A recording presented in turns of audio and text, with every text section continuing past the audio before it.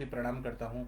आज मैं आप लोगों को बालों की समस्या, जो आजकल बहुत ज़्यादा ये गंभीर समस्या है, क्योंकि ना आजकल ना बहुत ज़्यादा कॉस्मेटिक्स आ गए हैं। तो बहुत सारे कॉस्मेटिक लगाने से, अलग अलग शैम्पू लगाने से, साबुन लगाने से, फिर जो पानी आ रहा है वो ख़राब हो रहा है। तो उसकी वजह से बालों का झड़, बाल सफ़ेद होना, टक्कल पड़ना, फिर कहीं कहीं ना बाल उड़ जाना, ये बहुत समस्या बढ़ रही है। जो एलोपेशिया है ना, ये बहुत ज़्यादा बढ़ रहा है।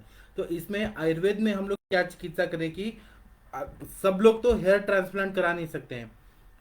और वो भी बाल कैसे होते हैं कि वो दो मुहे हो जाते हैं, फिर उसमें बहुत ज़्यादा रुक्षता होने की वजह से अगर बालों को देखेंगे ना तो टूटते हैं बहुत जल्दी जल्दी। ऐसी जब समस्या बढ़ रही है और साथ में डैंड्रफ की भी समस्या बढ़ रही है, तो एलोपैथी के लोग तो देते हैं बहुत सारा केमिकल वगैरह देते हैं, लेकिन आयुर्वेद में हर्बल दवाइयों से हम लोग किस तरह से चिकित्सा करें कि हमारे पेशेंट ठीक हों। क्योंकि आयुर्वेद के तरफ ना लोग बहुत उम्मीदों से देखते हैं और हर कोई इंसान चाहता है कि बाल अच्छे हों, उनके घने घने बाल हों। आजकल आप लोग देखेंगे, एक तो 20-25 साल के एज में ही बॉयज़ को ना बाल झड़ना शुरू हो जाता है और फिर वो 30 तक आते हुए बाल पूरा उड़ जाते हैं। और मतलब फिर अच्छा नहीं लगता है कि कोई भी लड़का है वो बाल रखना चाहता है, क्योंकि आगे जो मतलब शादी ब्याह होने वाला है या कोई उसका करियर का है, तो उसका पर्सनैलिटी उतना अच्छा नहीं रहता जब बाल झड़ जाते हैं कम उम्र में। और लड़कियों को तो बहुत ही प्रॉब्लम बढ़ रही है, क्योंकि पहले घने घने बाल की ये परंपरा थी, आजकल शॉर्ट बाल की परंपरा है, लेकिन तब भी बाल तो सबको चाहिए। कोई भी इंसान है वो बिना बालों के नहीं रहना चाहता है। आप लोगों ने देखा होगा MS धोनी के बाल कितने अच्छे होते थे। जब भी वो क्रिकेट खेलने जाते थे तो जनरल परवेज मुशर्रफ भी उनकी बालों की तारीफ करते थे। तो बाल सब लोगों को रखना जरूरी है, मतलब सब लोगों को पसंद है बाल रखना। तो हम लोग ना आजकल की जो बालों की समस्या बढ़ रही है उसके बारे में एक एक हम लोग लाइन ऑफ ट्रीटमेंट हम लोग देखेंगे और उस पर चर्चा करेंगे। तो बालों के जो विकार हैं, तो उसमें और हमें ये भी मालूम होना चाहिए कि जो अस्थि धातु का ये जो मल है वो नख और केश, ऐसा बताया है अपने आचार्यों ने।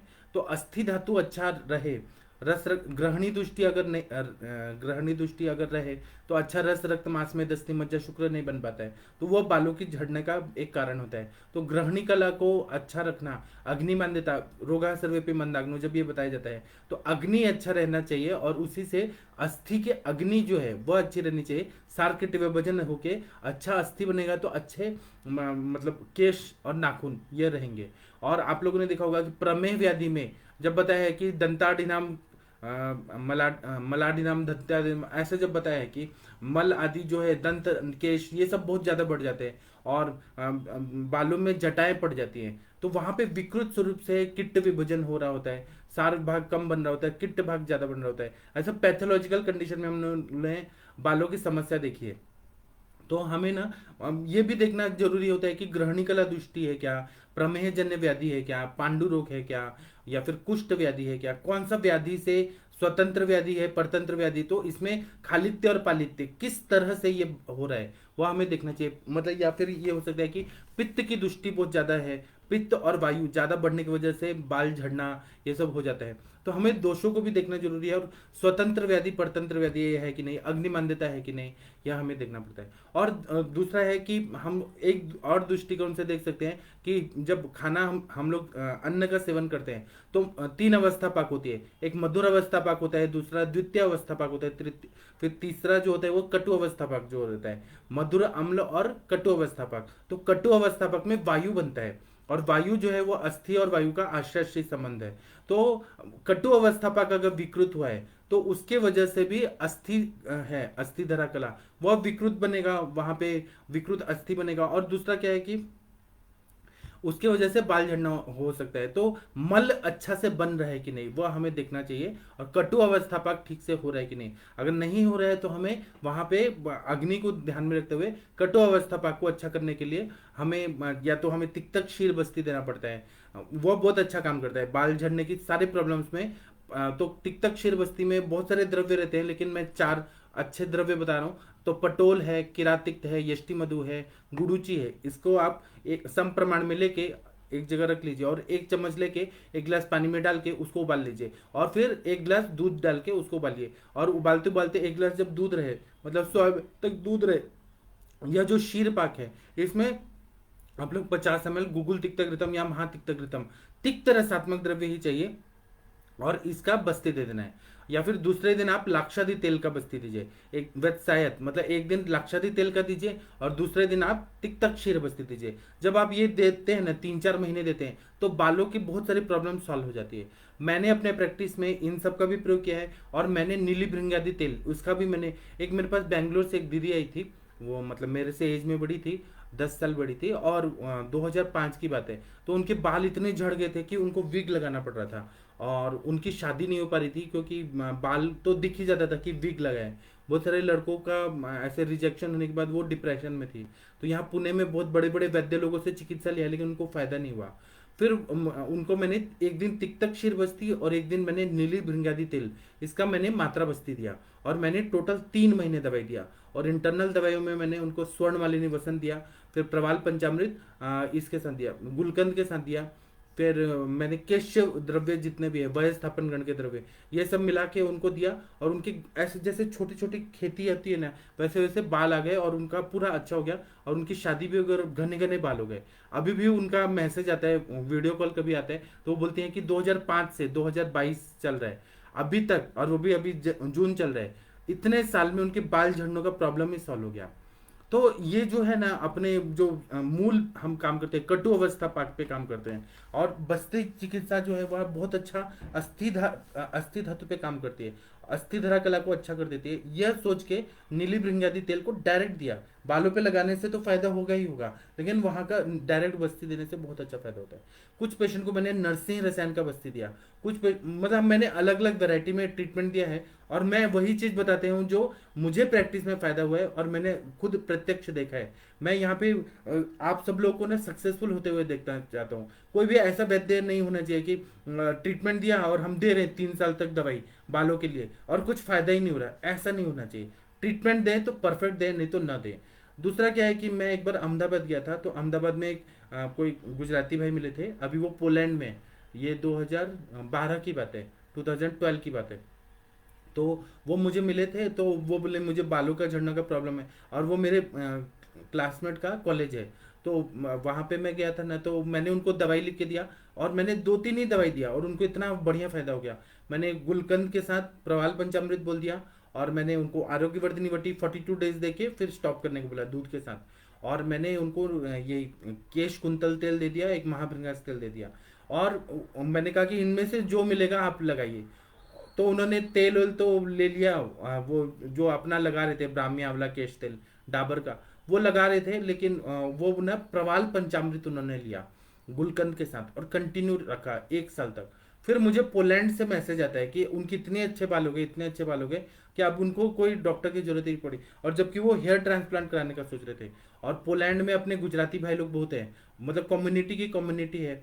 तो और वो मतलब बिजनेस के पर्पज से गए हैं, तो वो वहां से मुझे मैसेज करते हैं कि आपने इतना बढ़िया दवाई कहाँ से दिया। क्योंकि एलोपैथी के सारे डॉक्टर्स ने मना कर दिया था कि हम लोग हेयर ट्रांसप्लांट ही करेंगे, बाल झड़ने का कोई भी उपाय नहीं है इसको रोकने के लिए। मतलब ये परमानेंट हेयर लॉस हो ही रहा है, हेयर ट्रांसप्लांट ही करना है। और बिना हेयर ट्रांसप्लांट किए उनके नए नए बाल आ गए। तो ये आयुर्वेद का है, लेकिन ये प्रॉपर डायग्नोसिस होना चाहिए कि उनको मैंने प्रवाल पंचामृत ही क्यों दिया। अभी मैं इसके बारे में बताऊंगा। अभी बालों के जो विकार आते हैं, तो इसमें सबसे है कि टकला पड़ना, टक्कल होना, पूरा बाल्डनेस आना, केस बाल जो है वो गिरना, ये जो है यह एक विकार होता है। दूसरा बाल सफेद होना, ग्रेइंग ऑफ हेयर्स।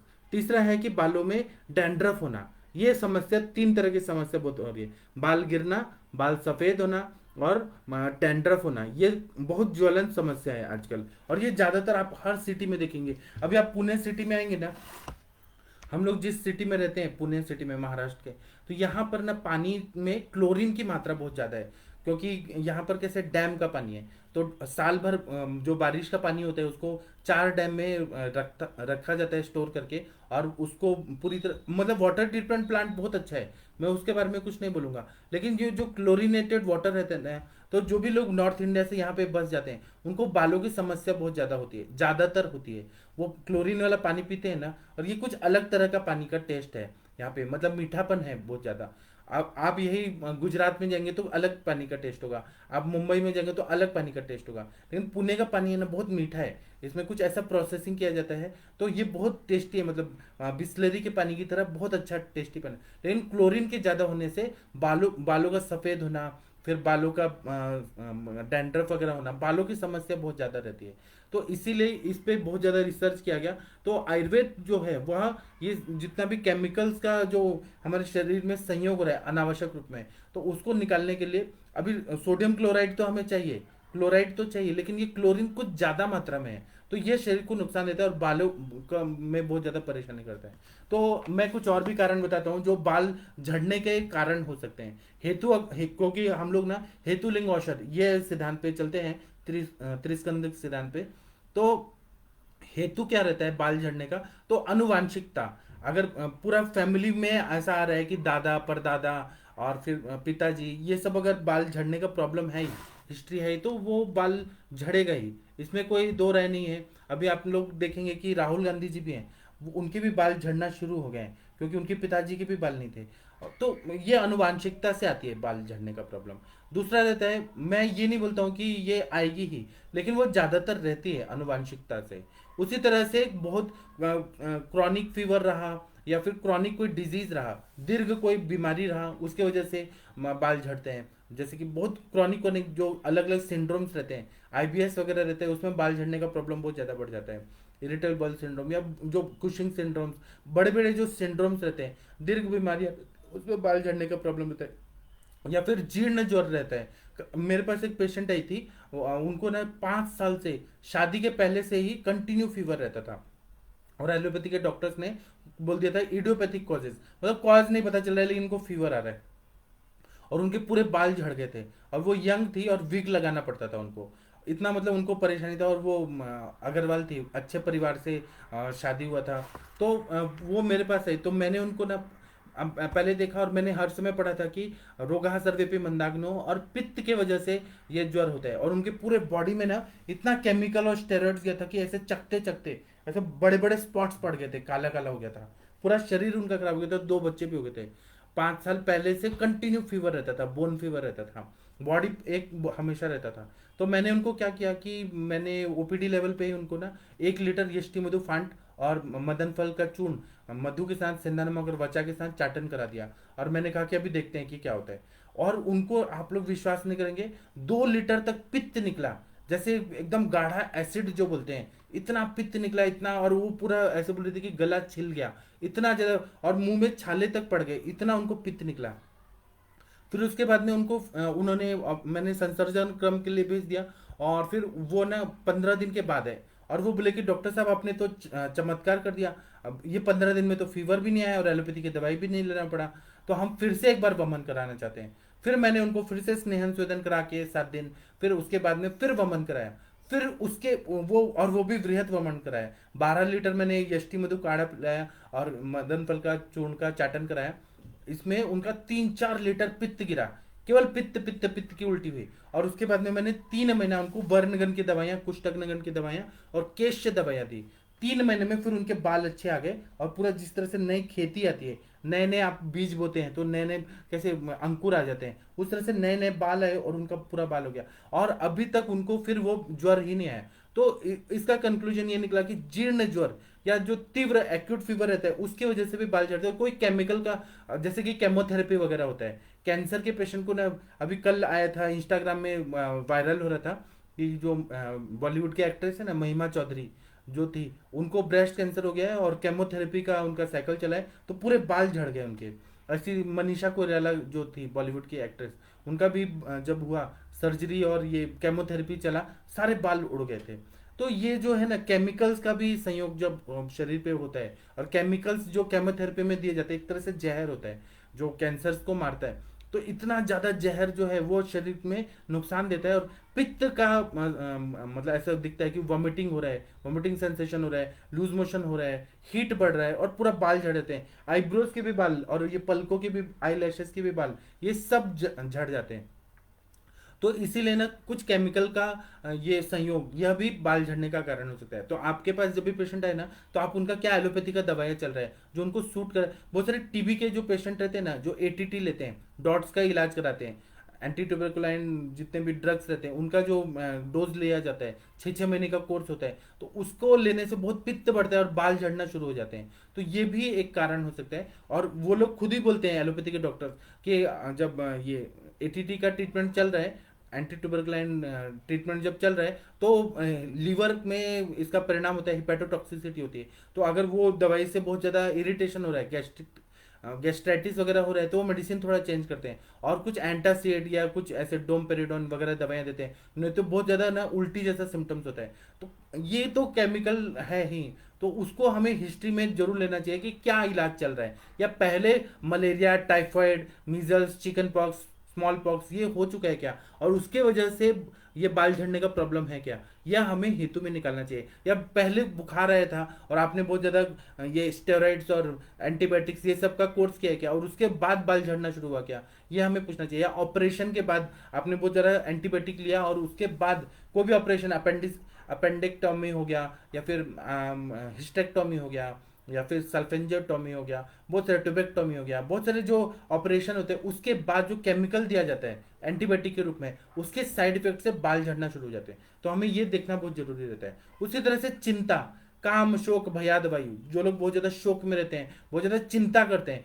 तो उनको रसवस्त्र की दृष्टि होती है, और फिर अच्छा अस्थि धातु तक पोषण नहीं जा पाता है और बाल झड़ने की समस्या बढ़ जाती है। इसी तरह से जो बाल धोने के लिए बहुत ज़्यादा साबुन का प्रयोग करते हैं, बहुत ज़्यादा केमिकल का प्रयोग करते हैं, बहुत ज़्यादा शैम्पू का प्रयोग करते हैं, उनको बाल झड़ने की प्रॉब्लम्स बहुत ज़्यादा हो जाती है। मेरे पास टीवी के बहुत सारे फिल्म इंडस्ट्री के लोग आते थे 2005 और 6 में।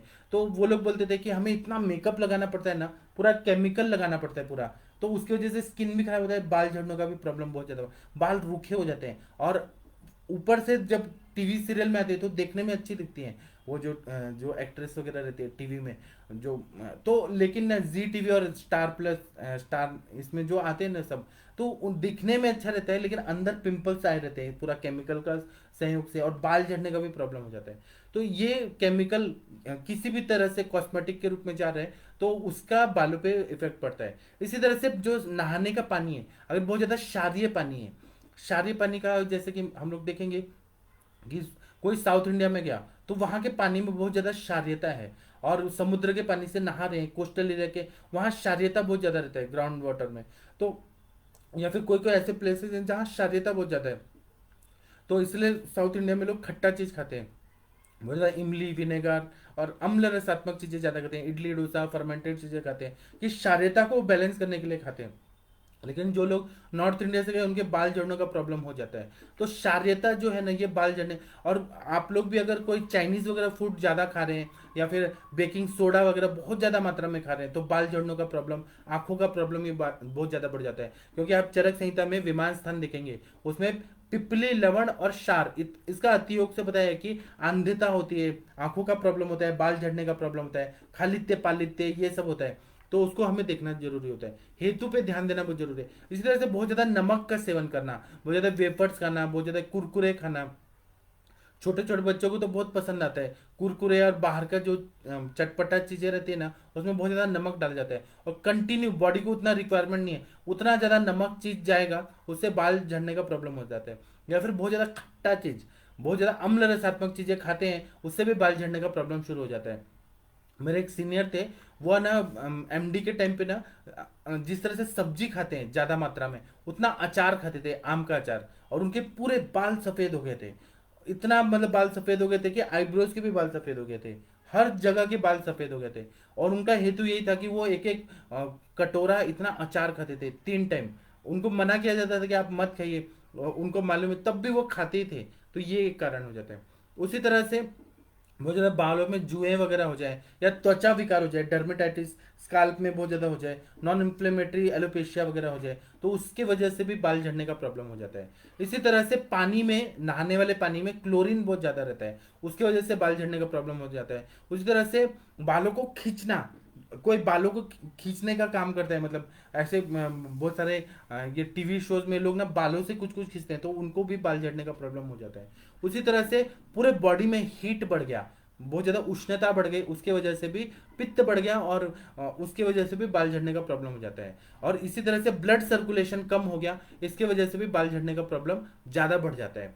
तो अब इसमें चिकित्सा में हम लोग क्या क्या दे सकते हैं, पहले तो संक्षेपता क्रिया को निदान परिवर्जनम, यह हमें देखना चाहिए। उसके अलावा हमें क्या देना है, तो वट जटादि तेल, बरगद का जो ये अंकुर जो रहता है ना, उनको लेना है और उनको काढ़ा बना के तिल तेल में या कोकोनट ऑयल में, नारियल के तेल में सिद्ध करके बट चटादी तेल, इसका अगर प्रयोग करते हैं, या उसमें हम नेग्रोदादी गण के सारे द्रव्य ले सकते हैं, उदुम्बर ले सकते हैं, पारिश ले सकते हैं, प्लक्ष ले सकते हैं, पीपल ले सकते हैं, बरगद ले सकते हैं। तो ये बट जटादी तेल, इसका प्रयोग करने से बहुत अच्छा फायदा होता है। या आमलक्यादि तेल, इसका प्रयोग करने से बहुत अच्छा फायदा होता है। या भृंगराज तेल, इसका प्रयोग, भृंगराज का क्या गुणधर्म है कि ये बालों को लंबा करता है, बालों को ग्रोथ अच्छा करता है, बालों का कंसिस्टेंसी जो है मजबूतीकरण ये बहुत अच्छा करता है। और असाना नाम की जो वनस्पति है वो बालों को नया उत्पन्न करता है। तो हमारे सर के फॉर्मूला में, फॉर्मूला बुक में आप देखिएगा अस्नादि योग ऐसा करके एक फॉर्मूला है, अस्नादि योग, जो पूरे बाल झड़ गए हैं उनको नए बाल अगर उगाने हैं तो अस्नादि योग अगर दे दिया तो बाल अच्छे आते हैं। और अगर बालों का ग्रोथ अच्छा रखना है, बालों को मेंटेन रखना है, तो भृंगराज के द्रव्य हैं उनका प्रयोग करना चाहिए। तो मैं अपने प्रैक्टिस में महाभृंगराज तेल या नीली भृंगादि तेल या भृंगराज जिस में डाला है ऐसे तेल का मैं नस्य देता हूँ, वो भी 15-15 ml मात्रा में मैं देता हूँ, मतलब मृदु पाकी रहता है तो जलता नहीं है। उसको देने से बालों का समस्या बहुत काफी हद तक ठीक हो जाता है।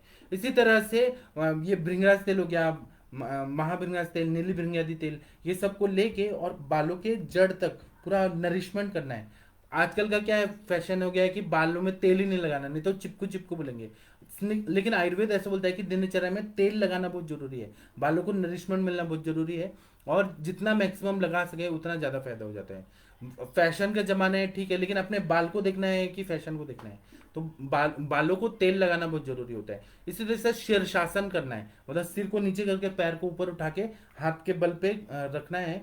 तो शीर्षासन करने से ब्लड सर्कुलेशन बढ़ता है और इससे भी बालों का ग्रोथ अच्छा हो जाता है। इसी तरह से खट्टे चीज नहीं खाना है, नमकीन चीजें नहीं खाना है, तीखा चीज जो है, कटु रसात्मक द्रव्य, इसका वर्जन कर देना है। मिर्ची मसाला, स्पाइसी, ऑयली और बहुत ज्यादा गर्म मसाले, इसका सेवन बंद कर दिया तो बालों का ग्रोथ अच्छा होने लगता है। इसी तरह से शिरोबस्ती, यहाँ पे एक यंत्र लगा देते हैं, पूरा कवर होता है और वहां पे तेल भर देते हैं और वो तेल एब्जॉर्ब होता है।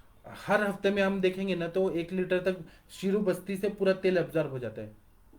यहाँ पे बहुत ज्यादा एब्जॉर्प्शन होता है, तो इससे भी बालों का, और वो भी नीली भृंगादि तेल, आमलक्यादि तेल, इन सब का, ब्राह्मी तेल, इनका प्रयोग करते हैं ना तो मेदे भी रहते हैं और बालों के लिए भी अच्छा रहता है। इसी तरह से आरोग्यवर्धिनी वटी जो है वो सारकेट विभजन अच्छा करता है और ग्रहणी को भी कल अच्छा करता है, यकृत को भी अच्छा करता है। तो इनका प्रयोग करते हैं तो बालों के झड़ने में बहुत अच्छा फायदा हो जाता है। इसी तरह से अगर बाल सफेद हो रहे हैं तो उसका कारण अगर हम लोग देखेंगे, कम एज में भी बाल सफेद होने का कारण हो जाता है। तो एक तो आनुवांशिकता हो जाती है, या कोई सिंड्रोम होता है, अलग अलग बीमारियों की वजह से बाल सफेद हो जाते हैं, या अति लवण युक्त पदार्थों का सेवन, नमक वाला चीज ज्यादा खाना, अति चिंता करना, बहुत ज्यादा स्ट्रेस रहा, बहुत, अभी मेरे पास बहुत पेशेंट है जिनको ना डिवोर्स का केस चल रहा था तो उनके बाल सारे सफेद हो गए डिवोर्स की वजह से। या मानसिक स्ट्रेस रहना, बहुत ज्यादा मेंटल स्ट्रेस की वजह से बाल सफेद जल्दी होते हैं। या इसी तरह से कम खाना खाना, मतलब बहुत कम खाना खाना, अपने आप को मेंटेन रखने के लिए भरपूर ना खाना खाना, इससे अपतर्पण जन्य जो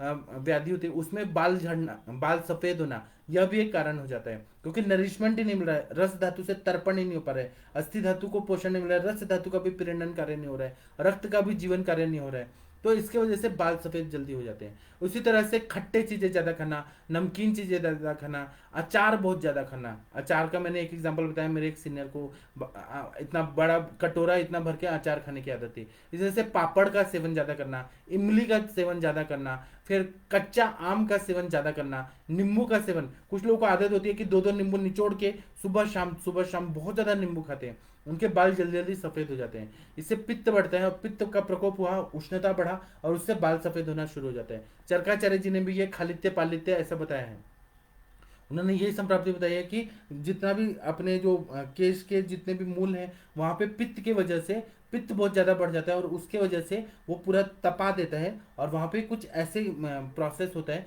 कि बाल सफेद होना शुरू हो जाते हैं, विकृत रूप से वहां पे पाक होने लगता है बालों का। उसी तरह से बाल झड़ने भी लगते हैं, क्योंकि ड्राइनेज भी आती है, पित्त का भी प्रकोप होता है, वात का भी प्रकोप हो जाता है।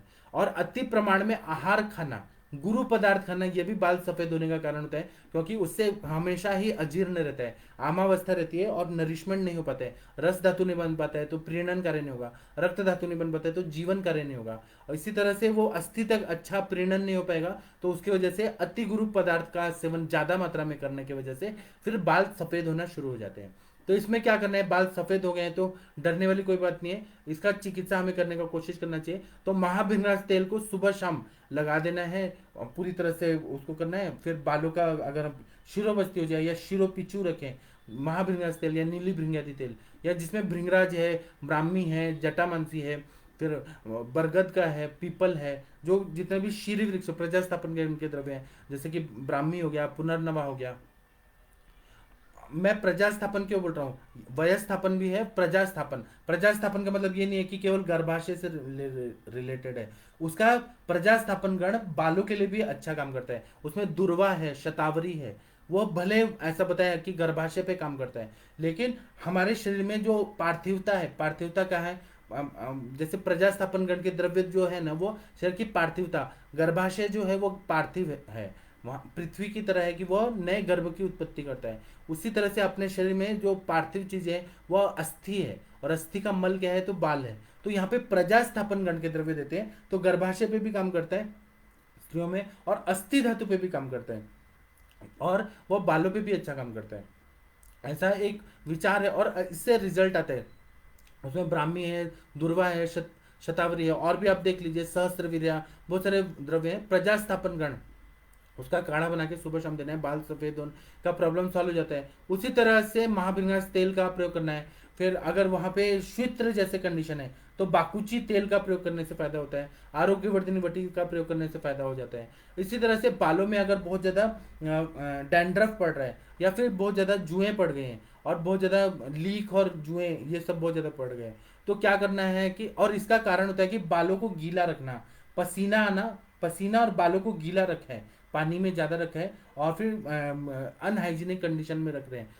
ये पहले के ज़माने में बहुत ज़्यादा लड़कियों को होता था। उस आजकल तो अभी क्या है कि गर्मी उतना लोग नहीं सहन करते हैं, एसी में या फैन ऑन कर देते हैं। पहले लाइट का बहुत प्रॉब्लम था, तो गर्मी की वजह से बहुत लीक और जुआ वगैरह बहुत हो जाता था। तो इसमें करंज तेल और कपूर, या सरसों तेल और कपूर, ऐसे तेल जो रहते हैं, क्रिमिग्न जो तेल है, विडंग आदि तेल, नीम का तेल और कपूर, इसको मिक्स करके बालों की जड़ में लगाने से ये जो जुएं वगैरह हैं वो नष्ट हो जाते हैं। उस तरह से डैंड्रफ भी ठीक हो जाता है। आरोग्य वर्धनी का प्रयोग करना है, पूरा हाइजीन मेंटेन रखना है, स्वच्छता रखना है, बालों को अच्छे से धोना है। और बालों को धोने के लिए आंवला या शिकाकाई, आंवला चूर्ण और शिकाकाई का प्रयोग करना है, तो इससे बहुत अच्छा फायदा हो जाता है। इसी तरह से जपा कुसुमादि तेल, इसका प्रयोग करने के लिए जब प्रयोग करते हैं तो बाल मतलब जो डैंड्रफ है और जुएं हैं, लीक है, वो मर जाते हैं। इसी तरह से सीताफल के बीज का चूर्ण बनाना है और उसको बालों में लगाना है और खाना भी है, तो ये बालों के जो जुएं वगैरह पड़ जाती हैं उसके लिए बहुत अच्छा फायदा होता है। इसी तरह से जो उड़हुल का या जासवंद मराठी में बोलते हैं,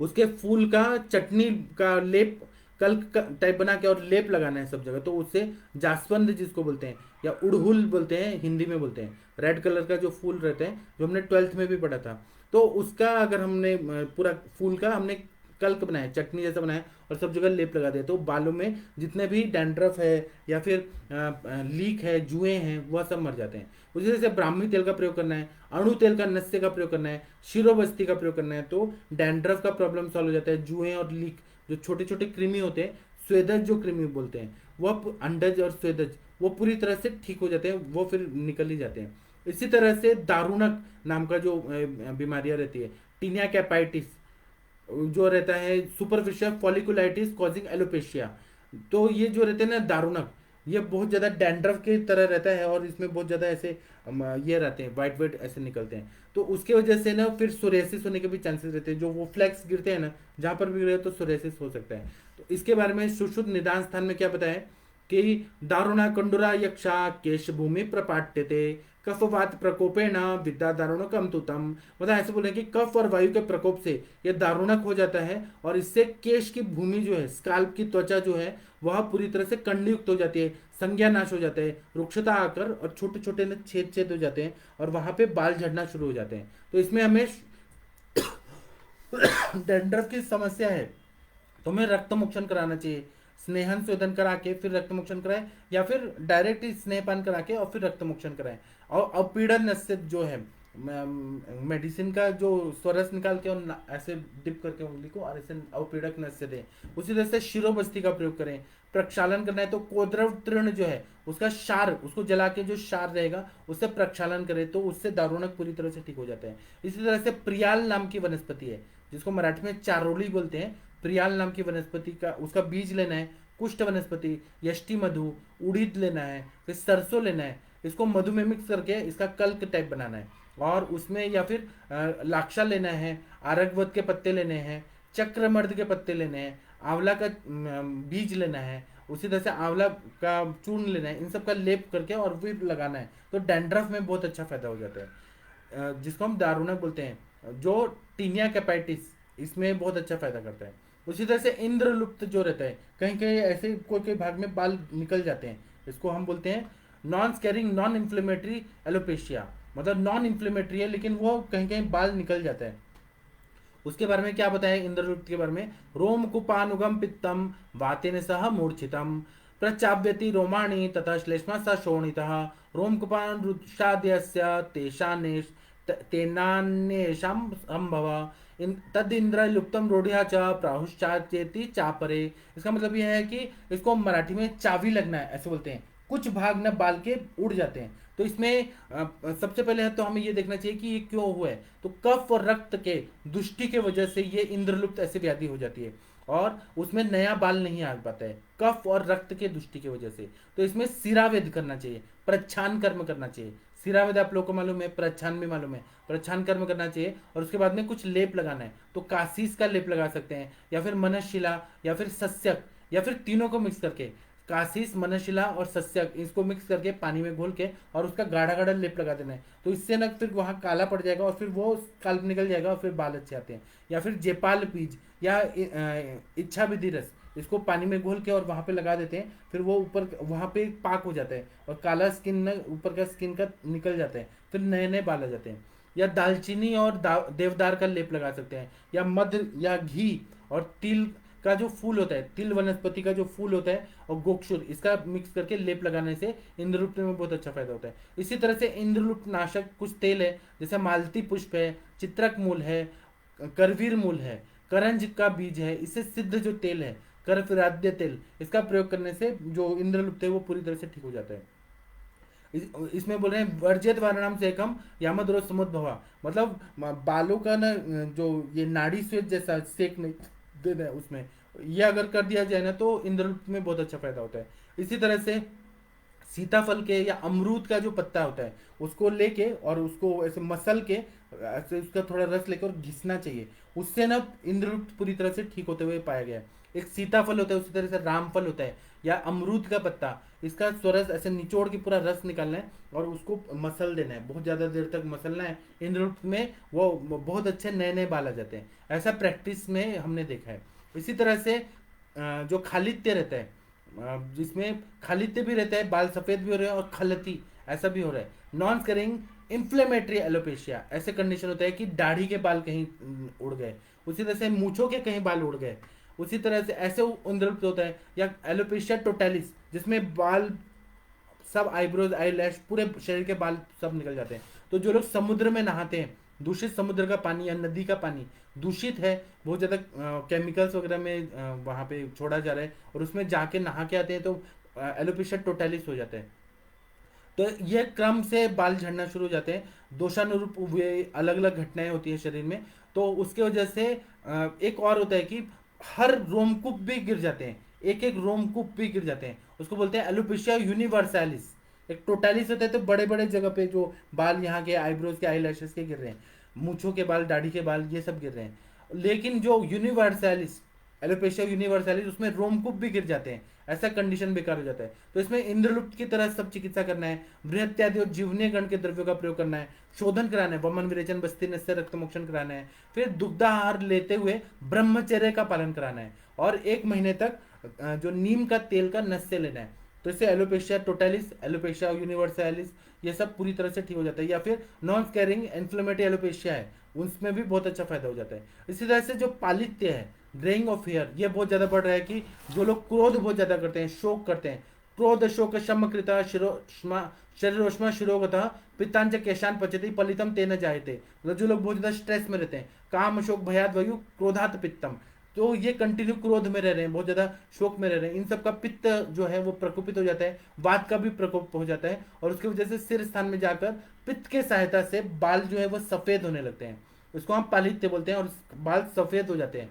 तो इसमें क्या करना है कि स्नेहन शोधन वमन विरेचन रक्त मोक्षण करना है। जो अकाल में रक्त मोक्षण, अकाल में जो पालित्य हो रहा है उसमें हमें रक्त मोक्षण करना है। उसी तरह से अणु तेल का नस्य और अभ्यंग करना है। लेप में यष्टि मधु, उसी तरह से आंवला मधु मिला के वहां पे लेप लगाना है, जहाँ पे मूल में जहाँ बाल सफेद सफेद आ रहे हैं, आंवला और यष्टि मधु, इसका मधु में मिक्स करके लेप लगाना है।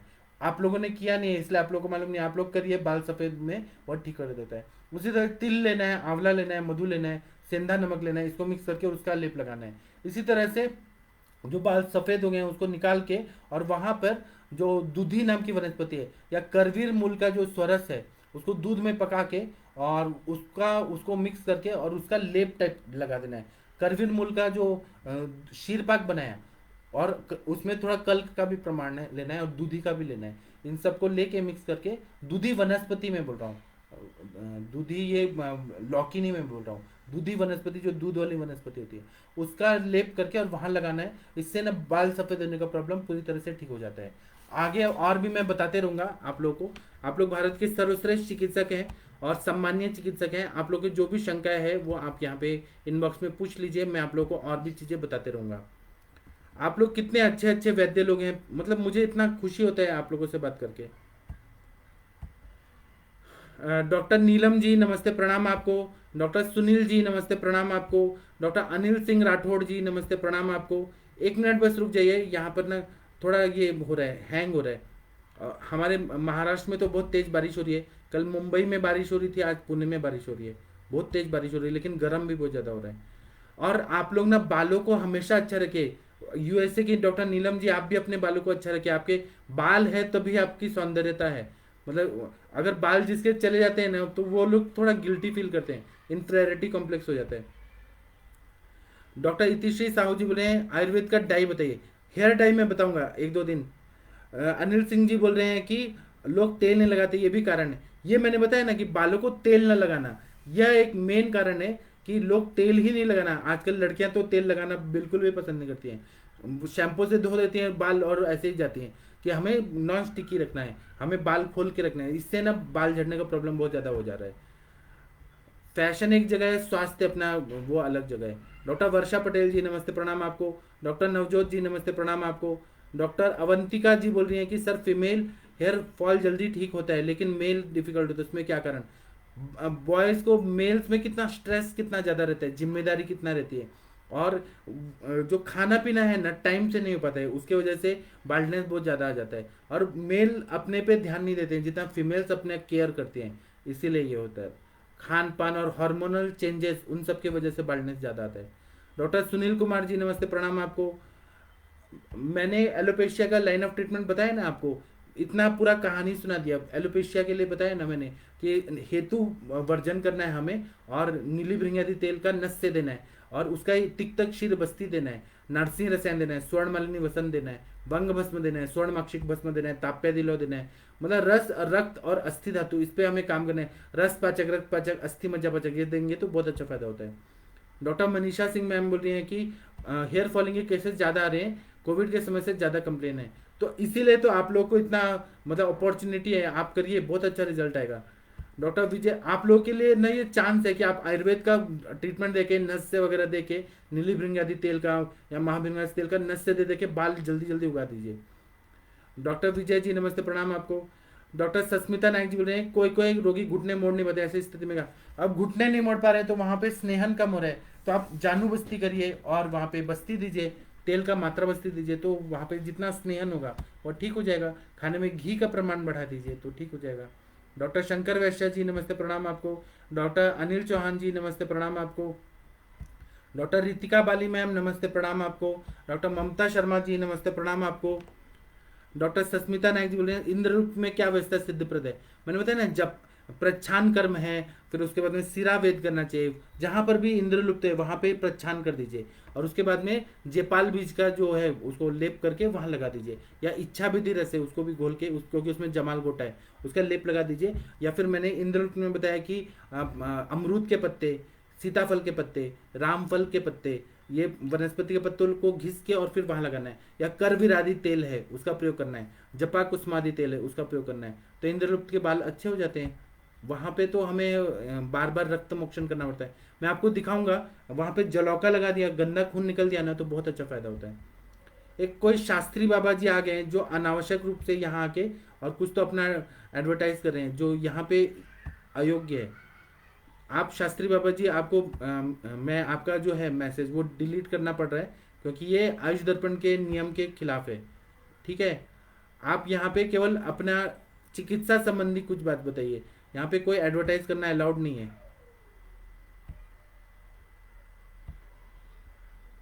ठीक है, आगे बढ़ते हैं। डॉक्टर पूजा साहू जी बोल रहे हैं कि वेरिकोज वेंस में क्या दे सकते हैं। वेरिकोज वेंस में मेरा एक लेक्चर है, वो आप देखिए यूट्यूब में है, आपको वहाँ मिल जाएगा। डॉक्टर सुनीता पाल जी नमस्ते प्रणाम आपको, thank you ma'am. Doctor Thakur ji नमस्ते प्रणाम आपको। डॉक्टर कैलाश चावला जी जय धन्वंतरी देवा। डॉक्टर पूजा मैम नमस्ते प्रणाम आपको। डॉक्टर आशा मैम नमस्ते प्रणाम आपको। डॉक्टर मीनल हाँ, शिरोधारा का भी बहुत अच्छा रोल रहता है। अगर आप ना वट जटादि तेल का शिरोधारा करें पेशेंट को और नस से करें, और ना इन सब से ना बाल बहुत अच्छे हो जाते हैं। जितना आपने है ना कवल गंडुश, आप बोलेंगे इसका क्या है, कैसे भी स्नेहन होना चाहिए, नस से कर्णपुरण कवल गंडुश, स्नेहन जितना होता है उतना तर्पण होता है, और वहां पे वात का शमन होता है और बाल अच्छे हो जाते हैं, और वो भी हम केश्य वनस्पतियां इनका प्रयोग कर रहे हैं।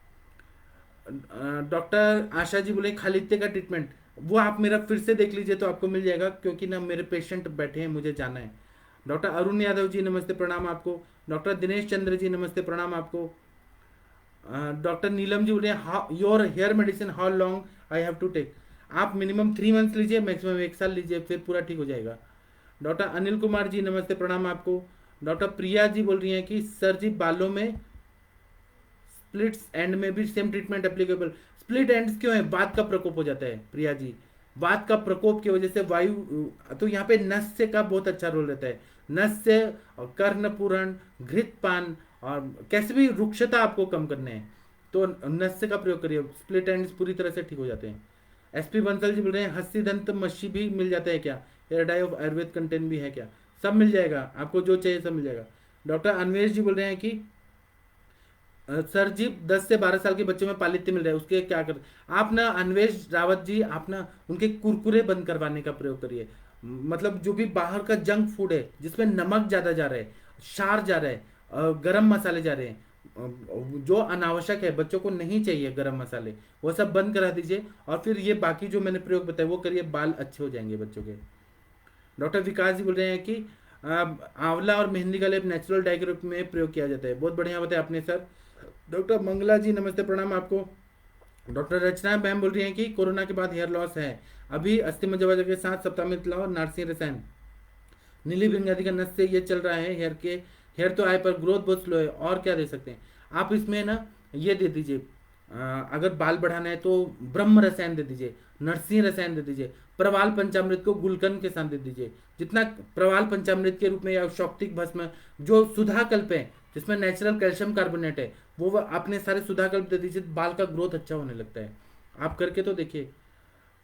पंडित राम गोपाल शास्त्री जी, ये कुछ ना उल्टा पुल्टा लोग भी घुस गए हैं यहाँ पे आयुष दर्पण पे, अनवांटेड लोग जो हैं जिनको ना केवल एडवर्टाइज करना है, इन लोगों को ना रिमूव करना पड़ेगा। हमें नहीं चाहिए आपका ज्ञान और आपका ज्योतिष का ज्ञान, हमें नहीं चाहिए। डॉक्टर गौरव जी बोल रहे हैं नेजल पॉलिश में क्षार तेल का नस्य देने से हेयर फॉल होता है।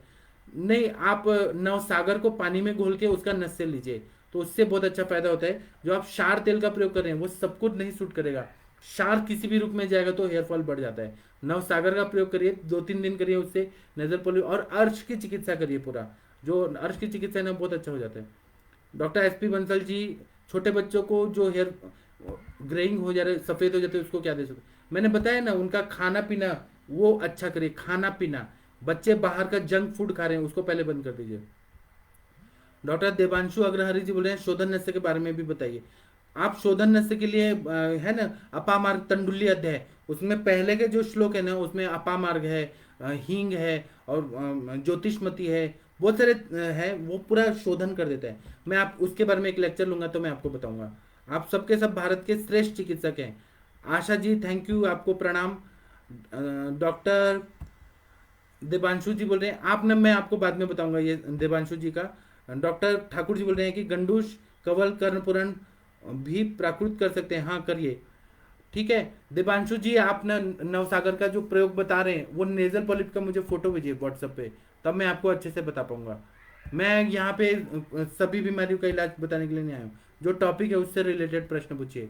मैं बता रहा हूँ यहाँ पे मिसाइल का और आप पूछ रहे हैं हेलीकॉप्टर का, ऐसा नहीं होगा। आपको जो प्रश्न पूछना है उसी का, जो टॉपिक चल रहा है उसी का प्रश्न पूछिए। ठीक है, आप सबके सब भारत के श्रेष्ठ चिकित्सक हैं। आपको मन में बहुत सारे विचार आते हैं कि ये क्या चिकित्सा है, उसके लिए आप व्हाट्सएप ग्रुप ज्वाइन करिए और वहाँ पे आप प्रश्न पूछते रहिए, और जो हमारा इंटरेक्टिव सेशन है उसमें भी प्रश्न पूछते रहिए। जो टॉपिक से मैं पढ़ के आता हूँ उसी पे बात किया जाएगा। जो कॉमन टॉपिक है आप लोग के, तो वो आप इंटरेक्टिव सेशन में पूछिए, वहाँ पे होगा।